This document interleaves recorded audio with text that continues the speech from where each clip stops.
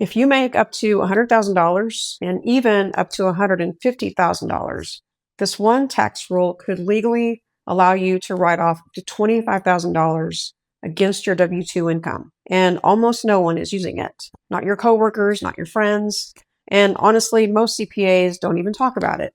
So let's fix that. Hi, I'm Sherry Alance, CPA and tax advisor, and I help people keep more of what they earn using real estate tax strategies that the IRS actually wrote into the tax code. Today, we're breaking down the $25,000 special depreciation allowance, who qualifies, how the phase-out works, and how to know if this strategy fits your income. Here's what most people are told, and you've heard this from me. Rental real estate losses are passive, so they can't offset your W-2 income. And that's generally true. But Congress created an exception, and this is where the opportunity lives. If you don't know this rule exists, you're likely overpaying taxes every single year. The IRS allows a special $25,000 allowance for rental real estate losses if you actively participate in the rental. That means making management decisions, approving tenants, doing repairs, collecting rent, etc. Also, if your modified adjusted gross income is under $100,000,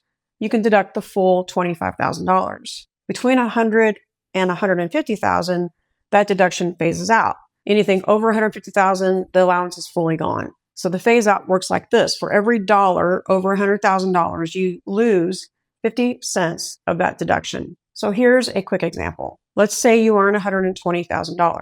That's $20,000 over the limit. You lose $10,000 of that allowance.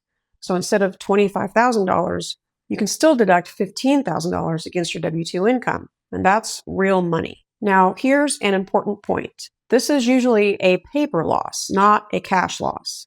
Most of that comes from depreciation, bonus depreciation, and in the right situations, cost segregation. You can look at our previous videos to talk about what those things are. Your property can be cash flow positive and still show a tax loss. That's not a loophole.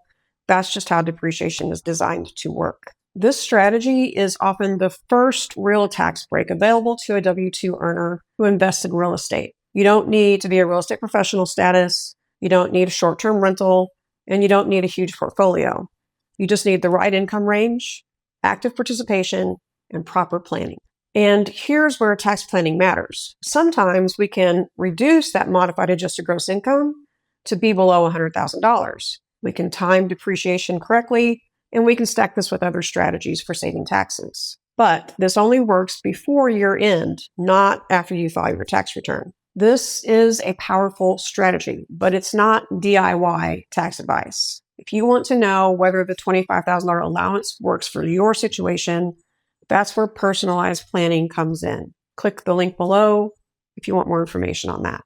If this was helpful, like the video, subscribe, and drop a comment below. If you want help building a tax strategy instead of just filing a tax return, let's talk.